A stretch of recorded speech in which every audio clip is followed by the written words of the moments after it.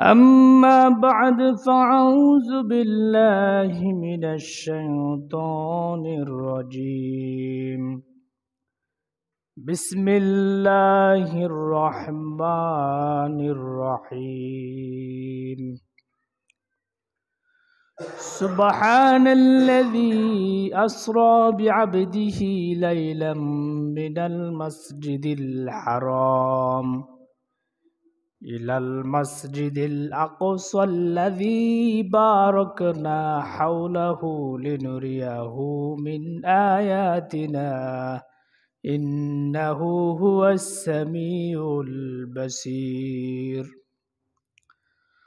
وقال رسول الله صلى الله عليه وسلم اللهم بارك لنا في رجب وشعبان وبلغنا رمضان أو كما قال عليه الصلاة والسلام بارك الله لنا ولكم في القرآن العظيم ونفعنا وإياكم بما فيه من الآيات والذكر الحكيم صدق الله المولانا العظيم درود شريف پڑھیں اللهم صل على محمد وعلى آل محمد كما صليت على إبراهيم وعلى آل إبراهيم إنك حميد مجيد اللهم بارك على محمد وعلى آل محمد كما باركت على إبراهيم وعلى آل إبراهيم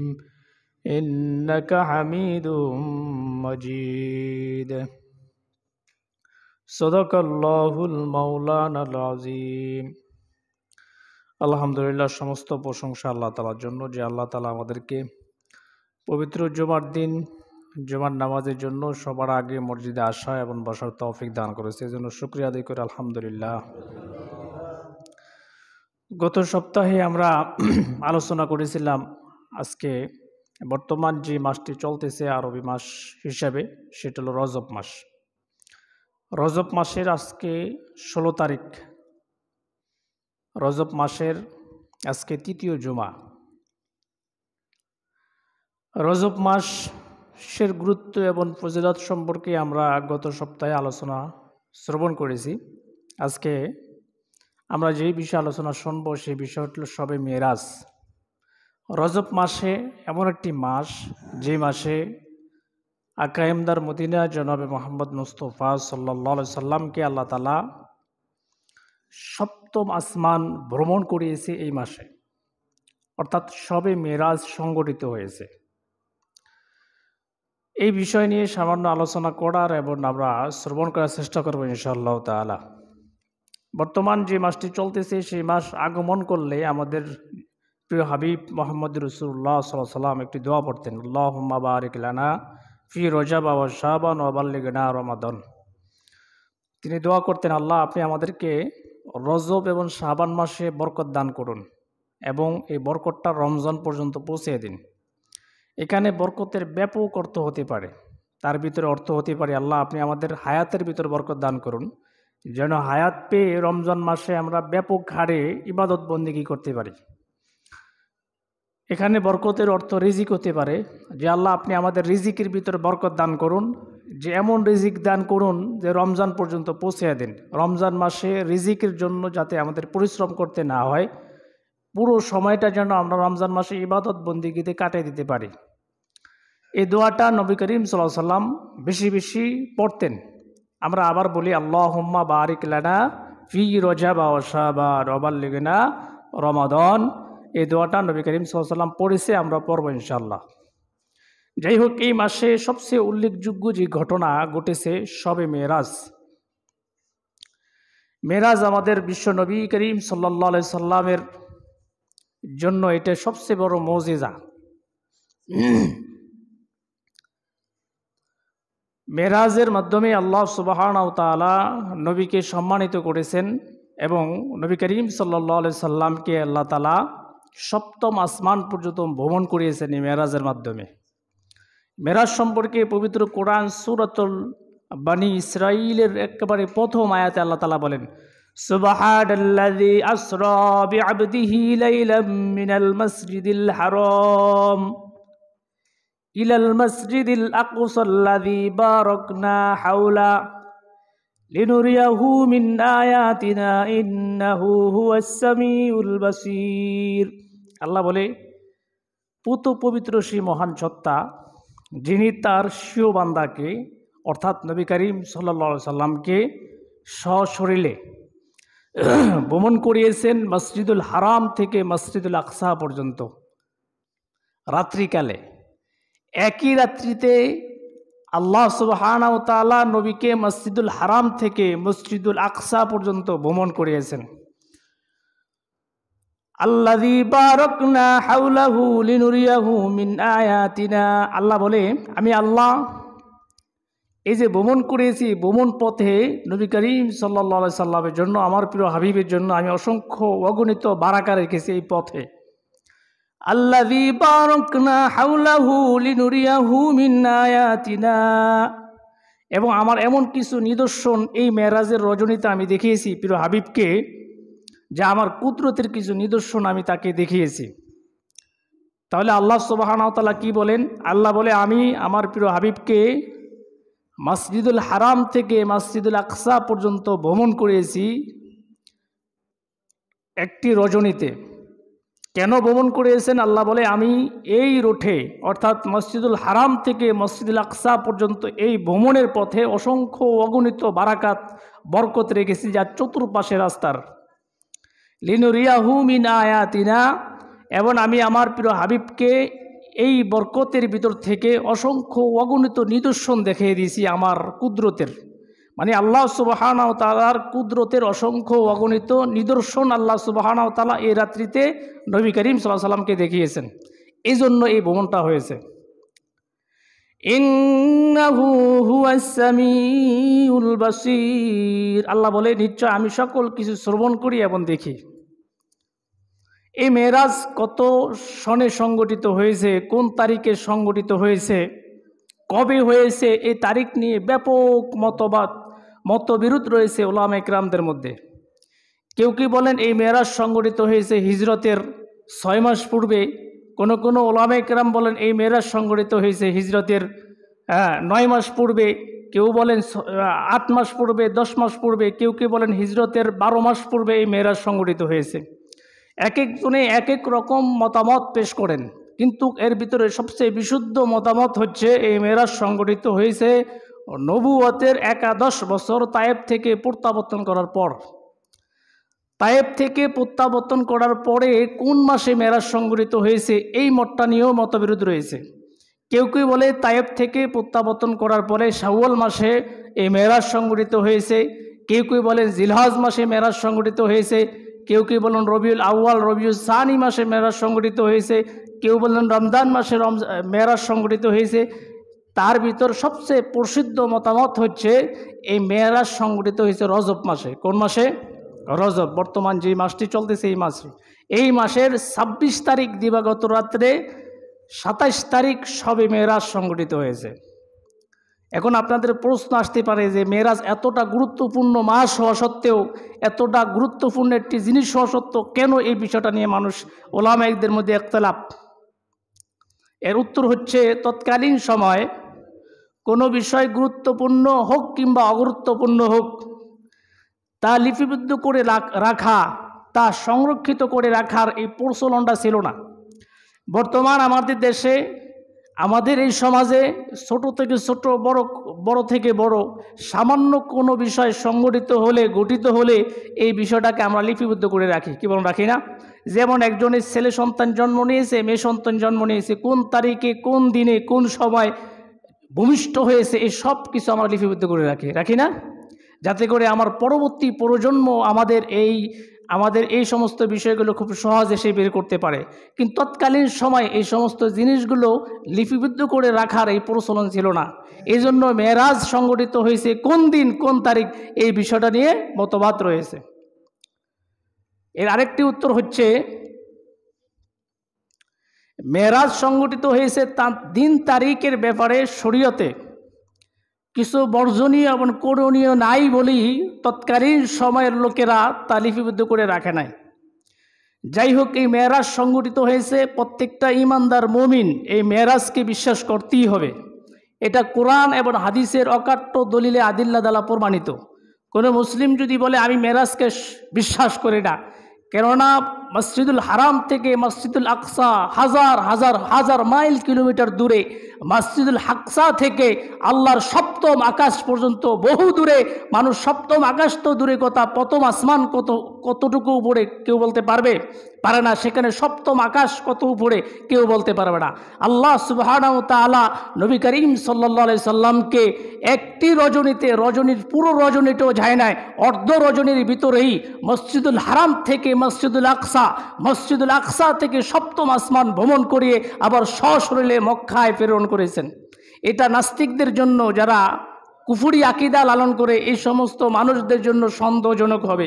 কিন্তু একজন প্রকৃত ঈমানদারের জন্য এই বিষয়টাকে মেনে নেওয়া এটা অপরিহার্য। কেউ যদি বলে আমি এই মেরাজের মতো অলৌকিক ঘটনাকে অবিশ্বাস করি, আমি বলবো আপনার ঈমান চলে গেছে। এটা কোরআন হাদিসের অকাট্য দলিলে আদিল্লা দ্বারা প্রমাণিত। আল্লাহ সূরা বনী ইসরাঈলের ভিতর বলেন এই মেরাজ, এই মেরাজ সংগঠিত হয়েছে। কেন সংগঠিত হয়েছে? এই মেরাজের রজনীতে আমার প্রিয় হাবিবকে আমি অসংখ্য অগণিত আমার নিদর্শন আমি দেখিয়েছি, এই জন্য এই মেরাজটা সংগঠিত হয়েছে। যাই হোক, মেরাজের প্রেক্ষাপট কি? মেরাজ কেন সংগঠিত হলো? এর একাধিক উত্তর রয়েছে। তার ভিতরে সবচেয়ে সহজ উত্তর হচ্ছে, আমাদের প্রিয় হাবিব মুহাম্মদ রাসূলুল্লাহ সাল্লাল্লাহু আলাইহি ওয়াসাল্লামকে আল্লাহ তাআলা তার ব্যথিত হৃদয়কে আনন্দিত করার জন্য মেরাজ সংগঠিত হয়েছে। আমরা জানি সবাই, আমাদের প্রিয় হাবিব মুহাম্মদ রাসূলুল্লাহ সাল্লাল্লাহু আলাইহি ওয়াসাল্লামকে আল্লাহ সুবহানাহু ওয়া তাআলা এই পৃথিবী ধরায় এমন সময়ে প্রেরণ করেছেন যেই সময়টা তিমির আধারে আচ্ছাদিত ছিল, চতুর্দিকে শিরিক এবং বিদআতের ঘন কালো অন্ধকার। সেই সময়টাকে বলা হতো আইয়ামে জাহিলিয়াতের যুগ। আইয়ামে জাহিলিয়াতের যুগ মানুষ বর্বরতার যুগ, জাহালতের যুগ, মূর্খতার যুগ। মানুষ হককে চিনতে পারতেন না, মানুষ বাতিলকে সত্য মনে করতেন, সত্য থেকে মানুষ দূরে সরে গেছেন। কুফুর এবং শিরিকের অন্ধকারে মানুষ আচ্ছাদিত ছিল। এমন সময় আল্লাহ সুবহানাহু ওয়া তাআলা আলার আধারের আলো নিয়ে প্রেরণ করেছেন বিশ্ব নবী হযরত মুহাম্মদ মুস্তাফা সাল্লাল্লাহু আলাইহি সাল্লামকে। নবী করিম সাল্লাল্লাহু আলাইহি সাল্লাম মক্কাবাসী কাফেরদেরকে, আইয়ামে জাহিলিয়াতের যুগদেরকে যখন হেদায়েতের আলো, নূরের আলো যখন তাদেরকে দেখান, তাদেরকে হেদায়েতের পথে আহ্বান করেন, তখন তারা নানা রকম চক্রান্ত নবী করিম সাল্লাল্লাহু আলাইহি সাল্লামের বিরুদ্ধে করেন। ঠিক সেই সময়টা সম্পর্কে বিভিন্ন কবি বিভিন্ন ভাষায় উপস্থাপন করে আল্লাহ সুবহানাহু ওয়া তাআলা কুফর এবং শিরকদের ব্যাপারে বলেন, যুলুমাতুম বাদুহা ফাওকা বাদ ইযা আখরাজা ইয়াদাহু লাম ইয়াকাদ ইয়ারাহা ওয়া মান লাম ইয়াজালিল্লাহু লাহু নূরান ফামা লাহু মিন নূর। অন্ধকারের উপর অন্ধকার, ইযা আখরাজা ইয়াদাহু লাম ইয়াকাদ ইয়ারাহা, যখন সে হাত বের করত তার হাত গুনাহের কারণে, অন্ধকারের কারণে সে দেখতে পেতেন না। ওয়া মান লাম ইয়াজালিল্লাহু লাহু নূরান ফামা লাহু নূর, যাকে আল্লাহ তাআলা নূর না দেয়, আলো না দেয়, সে আলো কিভাবে খুঁজে পাবে? সেই সময়টার ব্যাপারে বিভিন্ন কবি বিভিন্ন ভাষায় উপস্থাপন করে আল্লাহ সুবহানাহু ওয়া তাআলা কাফের এবং মুশরিকদের পরিণতি সম্পর্কে উপস্থাপন করে নবী করিম সাল্লাল্লাহু আলাইহি সাল্লাম সমগ্র আরববাসীকে, কুফফারদেরকে তাদের অন্ধকারের জগৎ থেকে ফিরে আসার জন্য আলোর পথে আহ্বান করে ডাকতেছেন।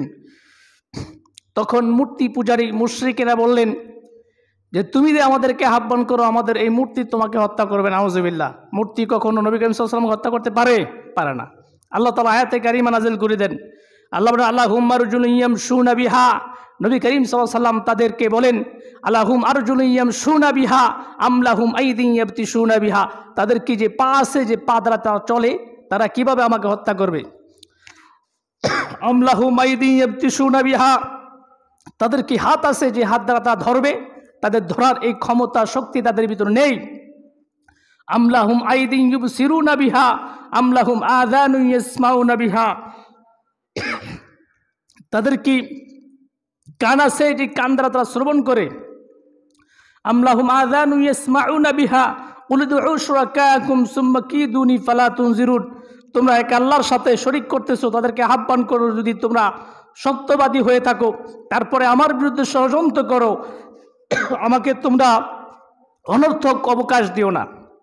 যাই হোক, নবী করিম সাল্লাল্লাহু আলাইহি সাল্লাম আরবদের কাফেরদেরকে যখন তাদের ভুল ভ্রান্তি যখন ধরিয়ে দিলেন, তাদেরকে যখন হকের পথে আহ্বান করতে লাগলেন, তখন তারা নবী করিম সাল্লাল্লাহু আলাইহি সাল্লামের বিরুদ্ধে নানা রকম ষড়যন্ত্র শুরু করলেন। কিভাবে নবী করিম সাল্লাল্লাহু আলাইহি সাল্লামকে হত্যা করা যায়, এরকম চক্রান্ত তারা করেছেন। ঠিক সেই সময় নবী করিম সাল্লাল্লাহু আলাইহি সাল্লামকে বাহিরে সাহায্য করার জন্য তার ছায়ার মতো লেগেছিলেন আবু তালেব চাচা। আবু তালেব হার সময় নবী মুহাম্মদ রাসূলুল্লাহ সাল্লাল্লাহু আলাইহি সাল্লামকে সাহায্য করতেন। আর ভিতরে ছিলেন তার সহধর্মিণী খাদিজাতুল কুবরা রাদিয়াল্লাহু তাআলা আনহা। এই দুইজন মহামানুষ নবুয়তের 11 বছর কিছুদিনের ব্যবধানেই তারা দুইজন মানুষ ইন্তেকাল করেন। এই যুগটাকে বলা হয়, সেই সময়টাকে বলা হয় আমুল হুজুন, অর্থাৎ বেদনার যুগ, বেদনার বছর। নবী করিম সাল্লাল্লাহু আলাইহি সাল্লামের হৃদয় অত্যন্ত ব্যথিত। ভাবতেছেন, মক্কাবাসী কাফেরদেরকে আমি এত বছর দিনের পথে আহ্বান করতেছি, তারা কেউ ঈমান আনতেছে না, ইসলাম ধর্ম গ্রহণ করতেছে না, আমি তায়েফে ভ্রমণ করব। মক্কাবাসী কাফেরদের নানা রকম জ্বালা যন্ত্রণায় তিনি তায়েফ গমন করলেন। মনে বড় আকাঙ্ক্ষা তামান্না নিয়ে তায়েফে ভ্রমণ করলেন, যে তায়েফবাসী কাফেরদেরকে হয়তোবা দিনের পথে আহ্বান করলে তারা আমার ডাকে সাড়া দিবেন। কিন্তু আবু জাহেল, আবু লাহাবের নেতৃত্ব তায়েফ পর্যন্ত পৌঁছে গেছেন। আবু লাহাব, আবু জাহেল বললেন যে মোহাম্মদ যদি তায়েফে ভ্রমণ করে, তাহলে তোমরা মোহাম্মদকে অপমান অপদস্থ করবা। মোহাম্মদ যখন আল্লাহ তাআলার এই পয়গামগুলো নিয়ে তায়েফে ভ্রমণ করে, তায়েফবাসী কাফেররা তাদের বকাটে যুবকদেরকে লেলিয়ে দিয়েছেন নবী মুহাম্মদ রাসূলুল্লাহ সাল্লাল্লাহু আলাইহি সাল্লামের পিছনে। তারা অত্যন্ত বেয়াদবের সাথে নবী করিম সাল্লাল্লাহু আলাইহি সাল্লামকে পাথর নিক্ষেপ করে তার দন্দন মোবারক শহীদ করে দিলেন। অত্যন্ত ব্যথিত হৃদয় নিয়ে আবার ফিরে আসলেন মক্কায়। ঠিক এই মুহূর্তে একটা দিন তার চাচাতো বোন উম্মে হানির ঘরে তিনি নিজ কক্ষে শায়িত ছিলেন। গভীর রজনীতে হঠাৎ করে দরজা পাক করে দুইজন লোক এসে নবী করিম সাল্লাল্লাহু আলাইহি সাল্লামকে সালাম দিলেন, আসসালামু আলাইকুম ইয়া মুহাম্মদ। দুজন লোক ছিলেন হযরত জিবরাইল আলাইহিস সালাম এবং মিকাইল আলাইহিস সালাম। হযরত জিবরাইল আলাইহিস সালাম, মিকাইল আলাইহিস সালাম নবী করিম সাল্লাল্লাহু আলাইহি সাল্লামকে জাগ্রত করলেন। জাগ্রত করে হাতিমে কাবার নিকট নিয়ে গেলেন। হাতিমে কাবার নিকট নিয়ে যাওয়ার পরে আবার জমজম কূপের নিকট নিলেন। জমজম কূপের নিকট নিয়ে নবী করিম সাল্লাল্লাহু আলাইহি সাল্লামের বক্ষকে বিধারণ করলেন, মানে অস্ত্র প্রসার করলেন, হার্ট সার্জারি করলেন। হার্ট সার্জারি করে নবী করিম সাল্লাল্লাহু আলাইহি সাল্লামের বক্ষকে, হৃদয় পিণ্ডকে জমজমের কূপের পানি দ্বারা ধৌত করলেন। নবী করিম সাল্লাল্লাহু আলাইহি সাল্লামের হার্ট সার্জারি মানে হৃদয় বক্ষ বিদারণ এই পর্যন্ত 3 বার হয়েছে, আমাদের জেনে রাখা উচিত। প্রথমে একবার শৈশবকালে হয়েছে। হালিমাতুস সাদিয়া দুধ মা তার গৃহে যখন নবী করিম সাল্লাল্লাহু আলাইহি সাল্লাম ছিলেন, তখন তার দুধ ভাই আব্দুল্লাহর সাথে একবার বকরি চলাইতে মাঠে গেছেন। তখন জিবরাইল আলাইহিস সালাম এসে নবী করিম সাল্লাল্লাহু আলাইহি সাল্লামের বক্ষ বিদারণ করলেন, হার্ট সার্জারি করলেন। দ্বিতীয়বার একবার হয়েছে যৌবনকালে, যৌবনে যখন পাড়া দিয়েছেন তখন একবার বক্ষ বিদারণ করলেন। তৃতীয়বার হয়েছে আল্লাহ সুবহানাহু ওয়া তাআলার কাছে সশরীরে উপস্থিত হওয়ার জন্য যে শক্তি, যে হৃদয়ের ভিতরে যে কুওয়াত দরকার, তা পরিশুদ্ধ করার জন্য তৃতীয়বার বক্ষ বিদারণ করলেন। যাই হোক, নবী করিম সাল্লাল্লাহু আলাইহি সাল্লামের বক্ষ বিদারণ করলেন জিবরাইল এবং মিকাইল আলাইহিস সালাম। অতঃপর একটি স্বর্ণের তস্তরি নিয়ে আসলেন, যার ভিতরে ঈমান এবং হিকমত ছিলেন, যে ঈমান এবং হিকমত দ্বারা নবী করিম সাল্লাল্লাহু আলাইহি সাল্লামের হৃদয়টাকে ভরপুর করে দিলেন। বক্ষ বিদারণ করা শেষ, এমন সময় একটি জানোয়ার নিয়ে আসলেন, যার নাম হলো বোরাক। হাদিসের পরিভাষায় তাকে বলা হয় বোরাক। এই বোরাকের আকৃতি ধারণ কি, হাদিসের বিভিন্ন পরিভাষায় বোঝা যায় বোরাক হলো খচ্চরের চাইতে ছোট, গাধার চাইতে একটু বড়। বলুন, বোরাকের আকৃতি কি? বোরাক হলো খচ্চরের চাইতে একটু ছোট, গাধার চাইতে একটু বড়, এটা হাদিসের ভিতর পাওয়া যায়। এই বোরাক উপস্থিত করলেন, নবীকে বললেন, জিবরাইল বললেন, হুজুর আপনি এই বোরাকের পিঠে উঠুন। বোরাক চলতে লাগলেন। এই বোরাকের চলার গতি হলো চোখের দৃষ্টি, চোখের পলক যেখানে গিয়ে পড়ে, বোরাকের একটি কদম সেখানে গিয়ে পড়ে। বলুন সুবহানাল্লাহ। বোরাকের চলার গতি হলো এত দ্রুত, মানে বিজলির মতো বোরাক চলে। বোরাকের পিঠে যখন নবী সাল্লাল্লাহু আলাইহি সাল্লাম চললেন, বসলেন, বুরাক কিছুটা নড়াচড়া শুরু করে দিলেন। বুরাকের নড়াচড়া শুরু করার পরে এমন অসন্তুষ্টজনক আচরণ দেখে জিব্রাইল বুরাককে বললেন, বুরাক, তুমি কি জানো তোমার পিঠে কে উঠেছে? তোমার পিঠে অতীতে যারা উঠেছে, ভবিষ্যতে যারা উঠবে, তাদের চাইতেও সবচেয়ে সম্মানিত ব্যক্তি হলেন মোহাম্মদ সরদার দু আলম জনাবে মোহাম্মদ মুস্তফা সাল্লাল্লাহু আলাইহি সাল্লাম তোমার পিঠে আজ উঠেছে। এই কথা বলার পরে বুরাক লজ্জিত হলেন। বুরাক নবীকে চিনতে পারলেন যে এটা হলো বিশ্ব নবী হযরত মুহাম্মদ মুস্তফা সাল্লাল্লাহু আলাইহি সাল্লাম। বুরাক চলতে লাগলেন সামনের দিকে। বুরাক বাইতুল মুকদ্দাসের উদ্দেশ্যে চলতে লাগলেন। কিছু দূর যাওয়ার পরে একজন ব্যক্তির সাথে দেখা হলো।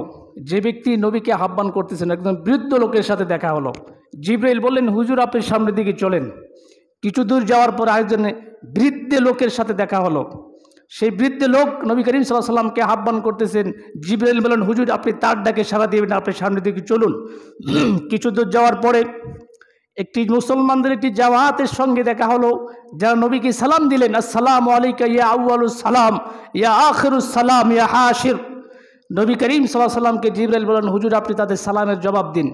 কিছু দূর যাওয়ার পরে জিব্রাইল বললেন, হুজুর আপনি যে প্রথম যে বৃদ্ধ লোককে দেখতে পেলেন সে হলো আপনার দুনিয়া। তার হায়াত শেষ হয়ে গেছে, হায়াতের শেষ প্রান্তে পৌঁছে গেছে, কিন্তু দৈনন্দিন তার চাকচিক্য দিন দিন বৃদ্ধি পাচ্ছে। কি বলেন, দুনিয়ার অবস্থা এরকম না? দুনিয়ার হায়াতের শেষ সীমানায় পৌঁছে গেছে, কিন্তু দুনিয়ার চাকচিক্য দিন দিন বৃদ্ধি পাচ্ছে।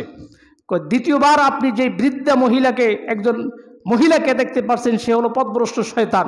এই উভয় জেনের উদ্দেশ্য ছিল আপনাকে পথভ্রষ্ট করা এবং তাদের প্রতি আকৃষ্ট করা, কিন্তু আপনি তাদেরকে সাড়া দেন নাই।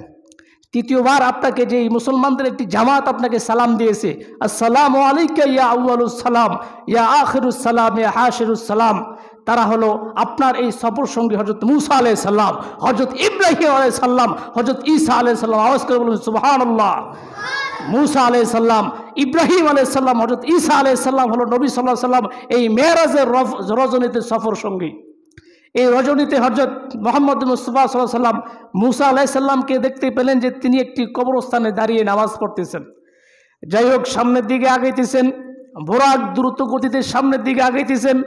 হঠাৎ করে দেখতে পেলেন নবী সাল্লাল্লাহু আলাইহি সাল্লাম রাস্তার পাশে এক শ্রেণী মানুষকে দেখতে পেলেন, যে মানুষগুলোর হাতে বড় বড় নখ ছিল, যে নখটি ছিল তামার নখ। তারা তাদের নখ দ্বারা নিজের চেহারাকে ক্ষত বিক্ষত করতেছে। নবী করিম সাল্লাল্লাহু আলাইহি সাল্লাম অবাক হয়ে জিব্রাইলকে প্রশ্ন করলেন, ভাই জিব্রাইল, এরা কারা? নবী বলেন, হুজুর এরা আপনার উম্মতের সেই সমস্ত লোকেরা যারা দুনিয়ার জমিনের মধ্যে মানুষের গীবত করত, দুনিয়ার জমিনে মানুষের দোষ চর্চা করত। এই জন্য আল্লাহ তাআলা পবিত্র কোরআন সূরাতুল হুজুরাতের 12 নং আয়াতে জানিয়ে দেন, ওয়ালা তাজাসসু ওয়ালা ইয়াগতাব বা'দুকুম বা'দা أيحب أحدكم أن يأكل لحم أخيه ميتا فكرهتموه واتقوا الله إن الله تواب رحيم। আল্লাহ বলেন, তোমরা মানুষের দোষ চর্চা করবে না। ওয়ালা তাজাসসু ওয়ালা ইয়াগতাব বা'দুকুম বা'দা, এমন মানুষ সম্পর্কে গীবত করবে না, মানুষের মন্দ শিকায়ত করবে না, মানুষ সম্পর্কে গীবত করবে না। গীবত কি? হাদিসের ভিতরে রয়েছেন, সাহাবা আজমাইনকে নবী সাল্লাল্লাহু আলাইহি সাল্লাম জিজ্ঞাসা করলেন, আতাদরুনা মাল গীবা, তোমরা কি জানো গীবত কি? সাহাবা আজমাইন বললেন, আল্লাহু ওয়া রাসূলুহু আলাম, আল্লাহ এবং তার রাসূল ভালো জানে গীবত কি। নবী বলে, গীবত এমন জিনিসকে বলা হয়, তোমার ভাইয়ের পিছনে তুমি এমন কথা বললা যে কথা তোমার ভাই, তোমার মুসলিম ভাই শোনার পরে তার হৃদয়ে ব্যথিত হবে, এমন কথাকে গীবত বলা হয়। সাহাবা আজমাইন আবার প্রশ্ন করলেন, হুজুর যদি আমি আমার মুসলিম ভাইয়ের কথা অপর কোনো মুসলমানের কাছে এমন কথা বলি যে কথাটা সত্য হয়? নবী করিম সাল্লাল্লাহু আলাইহি ওয়াসাল্লাম বলেন, যদি সত্য হয় তাহলে তো গীবত হবে, যদি মিথ্যা হয় তাহলে তুমি মিথ্যাবাদী হিসেবে সাব্যস্ত হইবা, যেটা সবচেয়ে বড় গুনাহ। মিথ্যা কথা বলা কি? কবিরা গুনাহ, গীবতের চাইতেও বড় গুনাহ। কাজেই একজন মুসলমান ভাইয়ের পিছনে অন্য কোনো মুসলমানের কাছে এমন কথা বলা যেটা সত্য হলে তো গীবত হবে, আর মিথ্যা হলে তো সবচেয়ে বড় গুনাহ হবে, কবিরা গুনাহ। এই জন্য গীবত করা যাবে। মেরাজের রজনীতে নবী করিম সাল্লাল্লাহু আলাইহি ওয়াসাল্লাম এই গীবতকারীদেরকে দেখলেন, তাদের নখগুলো ছিল তামার নখ, বড় বড় নখ, যেই নখ দ্বারা তাদের চেহারাগুলোকে তারা ক্ষত বিক্ষত করতেছে এবং তাদের কাঁচা মাংসগুলো তারা খাইতেছে। আল্লাহ তাআলা এই আয়াতের পরবর্তী অংশে বলেন, আইয়ুহিব্বু আহাদুকুম আইয়াকুলা লাহমা আখিহি মাইতা, তোমরা কি নিজেদের মৃত ভাইয়ের মাংস ভক্ষণ করতে পছন্দ করবা যারা মানুষ সম্পর্কে গীবত করো, মানুষের দুশ্চর্চা করো, মানুষের মন্দ শেকায়েত করো অন্য মুসলমান ভাইয়ের কাছে? তোমরা কখনো তোমরা এটা কখনো পছন্দ করবা না যে আমার নিজের আপন ভাইয়ের মরা মাংস আমরা ভক্ষণ করি। তাহলে তোমরা মানুষ সম্পর্কে গীবত করো না। ওয়াত্তাকুল্লাহ, আল্লাহ বলেন তোমরা আল্লাহকে ভয় করো। ইন্নাল্লাহা তাওয়াবুর রহিম। হাদিস শরীফের ভিতরে আসছেন গীবত কতটা ভয়ানক অবস্থা। নবী বলেন আল গীবাতু আসাদ্দু মিনাজ জিনা, গীবত হচ্ছে জেনার গুনাহ চাইতে ভয়াবহ গুনাহ। কাজী কোনো মুসলমান সম্পর্কে গীবত করা যাবে না। বোরাক সামনের দিকে আগাইতেছেন, কিছু দূর যাওয়ার পরে দেখতেছেন এক শ্রেণীর মানুষকে, যে মানুষগুলো রক্তের দরিয়ায় রক্তের সমুদ্রে হাবুডুবু খায় এবং তাদের হাতে পাথর ছিল, পাথরগুলোকে লোকমা হিসাবে ভক্ষণ করে। নবী অবাক হয়ে জিব্রাইলকে জিজ্ঞেস করেন, ভাই জিব্রাইল, এই লোকগুলো রক্তের দরিয়ায় হাবুডুবু খায়, তাদের হাতে ছিল পাথরের বড় বড় চাক, পাথরগুলোকে তারা লোকমা হিসাবে খায়, এরা কারা? নবী উত্তর দিলেন, হুজুর, এরা আপনার উম্মতের সেই সমস্ত লোক যারা দুনিয়াতে মানুষ রক্তে জড়িত গামের টাকা উপার্জন করত, যেই টাকাগুলোকে তারা বসে বসে সুদের উপর খাইত। এমন মানুষ সমাজের ভিতরে আছে না নাই? মানুষ এত পরিশ্রম করে টাকা উপার্জন করে, এক শ্রেণী মানুষ আছে সুদের ফে বসে বসে খায়। এই মানুষগুলো কিয়ামতের দিবসে রক্তের দরিয়া হাবুডুবু খাবে এবং তারা পাথরকে লোকমা হিসেবে ভক্ষণ করবে। এই নিদর্শন আল্লাহ সুবহানাহু ওয়া তাআলা নবীকে দেখিয়েছেন মেরাজের রজনীতে। হাদিস শরীফের ভিতরে আছে গীবত কত সুদ কতটা ভয়ানক অবস্থা। নবী করিম সাল্লাল্লাহু আলাইহি ওয়াসাল্লাম বলে, দিরহামুর রিবা ইয়াকুলুর রাজুলু ওয়া হুম ইয়ালামু আসাদ্দু মিন সিত্তাতি সালাসিনা জানিয়া। কোনো মানুষ যদি জেনে বুঝে 1 দিরহাম পরিমাণ সুদ খায়, 1 টাকা না, 2 টাকা না, 1000 টাকা না, 1 দিরহাম পরিমাণ যদি কোনো মানুষ জেনে বুঝে সুদ খায়, সে যেন 36 বার জেনা করলো। নাউজুবিল্লাহ বলবেন না? 36 বার জেনা করলে যেই পরিমাণ শাস্তি হয়, জেনে শুনে 1 দিরহাম পরিমাণ সুদ খাইলে তার চাইতে বেশি গুনাহ হবে তার আমলনামায়। প্রশ্ন আসতে পারে, হুজুর, জেনা এত বড় গুনাহ, সুদ তো সামান্য একটা বিষয়, কেন সুদ খাইলে এত পরিমাণ শাস্তি? জেনা মানুষ হারাম বলে মনে করে। আপনি দেখবেন জেনা মানুষ প্রকাশ্যে করেছে, মানুষ গোপনে জেনা করে, কিন্তু সুদ এত বড় পাপের হওয়ার পরও মানুষ সুদকে হালাল মনে করে খায়। আজকাল সমাজের ভিতর একজন মানুষ থেকে ঋণ চাইলে তাকে সুদ দিতে হবে এটা বলতে হয় না, এটা হালাল মনে করছে। এটা যে এত বড় অপরাধ, একজন মানুষ থেকে আপনি যখন ঋণ নেবেন তখন ঋণের পরিবর্তে তাকে 1 লাখের পরিবর্তে তাকে 3000 5000 টাকা বছরে দিতে হয়, এটা বলতে হয় না। তাহলে আজকাল সমাজের ভিতর সুদকে মনে করা হয় হালাল। কোনো মানুষ যদি হারাম জিনিসকে হালাল মনে করে এবং এটার উপর তার কোনো ঘৃণা না থাকে, তাহলে মনে করতে হবে তার ঈমান চলে গেছে। শরীয়তের মাসালা হচ্ছে কোনো হারাম জিনিসকে যদি কোনো মানুষ মুসলমান হালাল হিসাবে মনে করে, সাথে সাথে তার ঈমান চলে যাবে। এই জন্য সুদ হচ্ছে সবচেয়ে বড় ক্ষতি এবং সবচেয়ে বড় গুনাহ। এর কাজ জেনার গুনাহ চাইতে ভয়াবহ গুনাহ। বোরাক সামনের দিকে অগ্রসর হইতেছে, কিছু দূর যাওয়ার পরে এক শ্রেণী মানুষকে দেখলেন যাদেরকে বড় বড় পাথর দ্বারা তাদের মাথাগুলোকে আঘাত করতেছে। আঘাতের কারণে তাদের মাথার মস্তকগুলো ছিন্ন বিচ্ছিন্ন হয়ে যাইতেছে, আবার অটোমেটিকলি মাথাগুলো ফিট হয়ে যাইতেছে। নবী করিম সাল্লাল্লাহু আলাইহি ওয়াসাল্লাম জিব্রাইলকে প্রশ্ন করলেন, ভাই জিব্রাইল, এরা কারা? জিব্রাইল উত্তর দিলেন, হুজুর, এরা আপনার উম্মতের ওই সমস্ত উম্মতেরা যারা ফরজ নামাজ পড়তো না, ফরজ নামাজে অলসতামি করত। এমন মুসলমান সমাজের ভিতরে আছে না নাই? ফরজ নামাজ পড়ে না। কিয়ামতের দিবসে পাথর দ্বারা তাদের মাথাগুলোকে পিটানো হবে এবং তাদের মস্তকগুলো ছিন্ন বিচ্ছিন্ন হয়ে যাবে পিটা খাওয়ার কারণে। ফেরেশতারা এত পরিমাণ আঘাত করবে যারা ফরজ নামাজ পড়ে না। আল্লাহ তাআলা পবিত্র কোরআনে বলেন, ফাওয়াইলুল লিল মুসাল্লিন, ওই সমস্ত মুসল্লিরা ধ্বংস দুর্ভোগ হোক, আল্লাযীনা হুম আন সালাতিহিম সাহুন, যারা ফরজ নামাজে অলসতামি করে, যারা নামাজের প্রতি উদাসীন গাফেল থাকে, এই সমস্ত মুসলমানেরা ধ্বংস হয়ে যাক, এই সমস্ত মুসল্লিরা ধ্বংস হয়ে যাক। এই জন্য কিয়ামতের দিবসে জাহান্নামের ভিতরে যারা ফরজ নামাজকে পরিত্যাগ করবে, তাদের মাথাগুলোকে বড় বড় পাথর দ্বারা শূন্য বিশূন্য করা হবে, আবার অটোমেটিকলি মাথাগুলো ঠিক হয়ে যাবে, আবার মাথাতে আঘাত করা হবে, আঘাত করার ফলে তাদের মস্তকগুলো ছিন্ন বিচ্ছিন্ন হয়ে যাবে। এই পরিমাণ শাস্তির সম্মুখীন তাদেরকে করবে। যাই হোক, বুরাক সামনের দিকে আগাইতেছে। কিছু দূর আগানোর পরে এক শ্রেণীর মানুষকে দেখলেন, যে মানুষগুলো এক শ্রেণীর নারী পুরুষ দেখলেন, যে নারী পুরুষের সামনে পাকানো পাতিলের ভিতর গোস্ত ছিল, কিন্তু তারা সেই গোস্তটি না খেয়ে আরেকটি পাতিলে কাঁচা গোস্ত ছিল, সেই গোস্তটি ভক্ষণ করতেছে। নবী করিম সাল্লাল্লাহু আলাইহি ওয়াসাল্লাম এই অবাককর দৃশ্য দেখে জিবরাইলকে প্রশ্ন করলেন, কি ব্যাপার, এত আশ্চর্যজনিত বিষয়, তাদের সম্মুখে পাকানো একটি পাতিলে ভুনা গোস্ত রেখে তারা কেন একটি কাঁচা গোস্ত খাচ্ছে অপর পাতিল থেকে?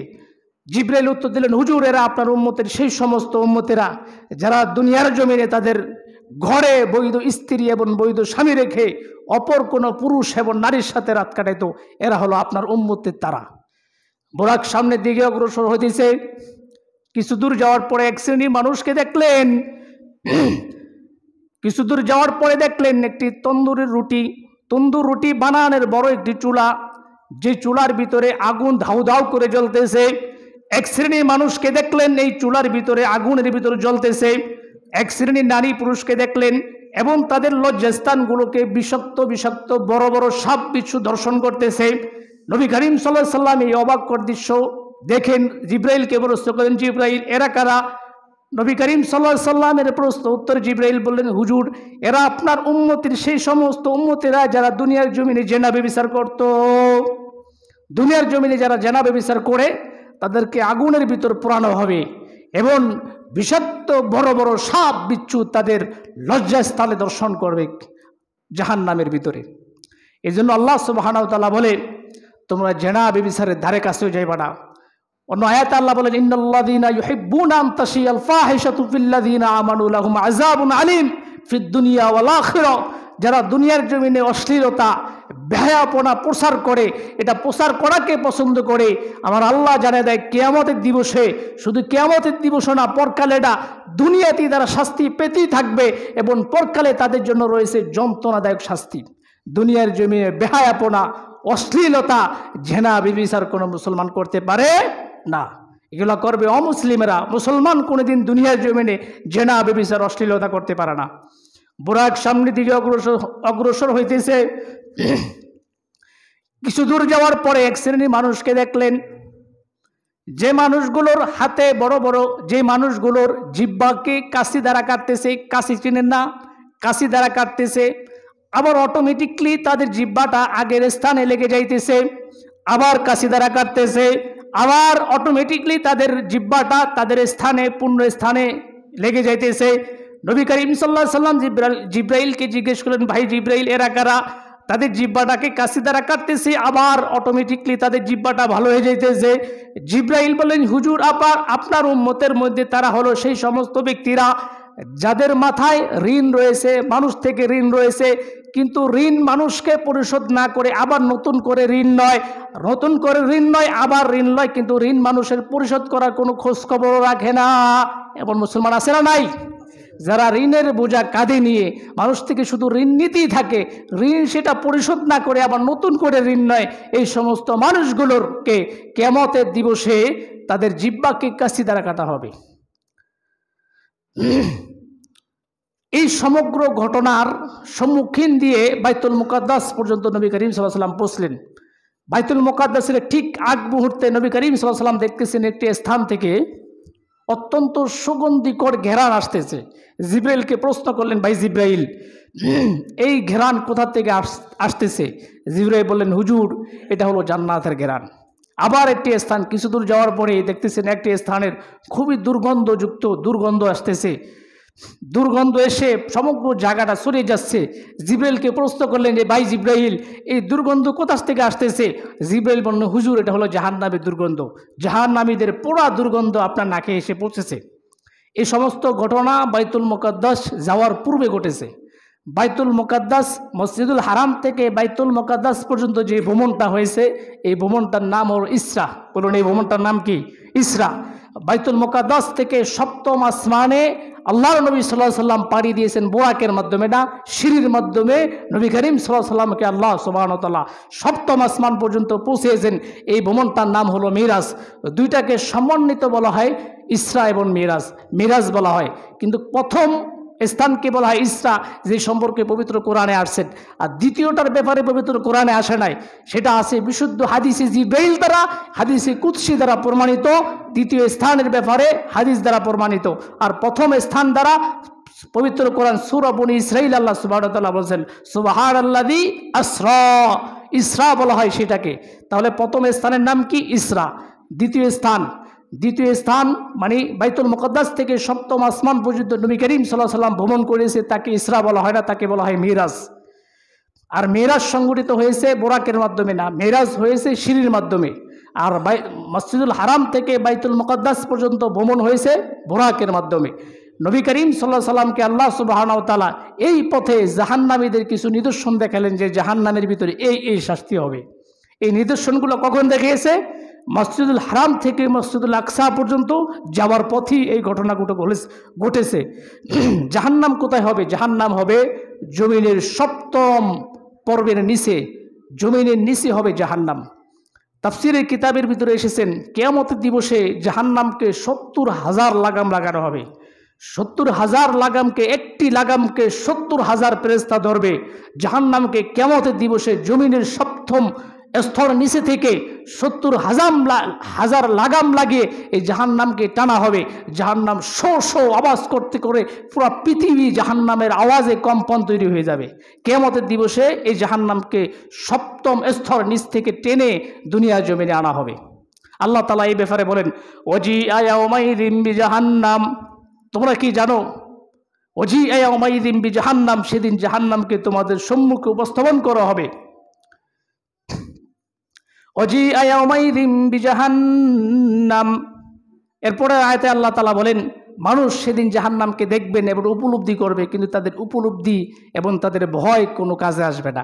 কাজেই জাহান্নামকে ভয় করা উচিত এখন থেকে। এই ঘটনাগুলো, জাহান্নাম কিন্তু উপরে না, জাহান্নাম হলো জমিনের নিচে। এখন পর্যন্ত যদি কেউ জমিনের নিচে খোদাই করে এই জাহান্নামের আগুন দেখতে পারবে। দেখেন বর্তমানে আমেরিকার মতো একটি রাষ্ট্রকে আগুনে কিভাবে জ্বালিয়ে দিচ্ছে। এটা আল্লাহ তাআলার নীলা খেলা যে আমেরিকা যুক্তরাষ্ট্রগুলো গাজার মুসলমানদের বিরুদ্ধে অবস্থান নিয়েছে, গাজার মুসলমানদেরকে নির্যাতন করেছে। এই আমেরিকার আল্লাহর অলৌকিক আগুন নিচ থেকে এসে তাদের এই আমেরিকার মতো এত বড় রাষ্ট্রকে জ্বালিয়ে দিচ্ছে। আপনাকে মিডিয়াতে দেখেন নাই? তাহলে জাহান্নাম হলো জমিনের নিচে। কিয়ামতের দিবসে এই জাহান্নামকে নিচ থেকে বের করে হাসরের ময়দানে উপস্থাপন করবে আল্লাহ সুবহানাহু ওয়া তাআলা। আল্লাহ তাআলা এই জাহান্নামকে ভয় করা এবং বেশি বেশি নামাজ পড়া, যে গুণগুলোর কথা বলেছি জাহান্নামীদের, এই গুণগুলো পরিহার করার তৌফিক দান করুক। ওমা আলাইনা ইল্লাল বালাগ।